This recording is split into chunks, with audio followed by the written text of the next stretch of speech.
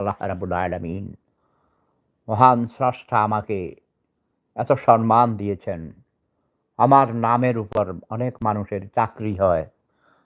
অনেক মানুষের বিপদ, বালা মুসিবত দূর হয়ে যায়। এটা হলো ভালোবাসার জন্যে। Love is power. আমি মহান স্রষ্টাকে ভালোবাসি। স্রষ্টাও আমাকে ভালোবাসেন। এই যে আমার হাঁটু আপাকে আমি অনেক ভালোবাসি, এখনো ভালোবাসি। তাকে আমি বেশি ভালোবাসি বলেই তাকে শোধরাবার জন্যে, তাকে সঠিক পথে থাকার জন্যে বোমা মেরেছি, বোমা। শব্দ বোমার আঘাতে কলিজা বিদীর্ণ হয়ে গেছে। কালকে আমি হাঁটু আপার একটা ছবি দেখলাম, ভিডিও। আমার খুব কষ্ট হয়েছে, আমার কান্না পেয়েছে।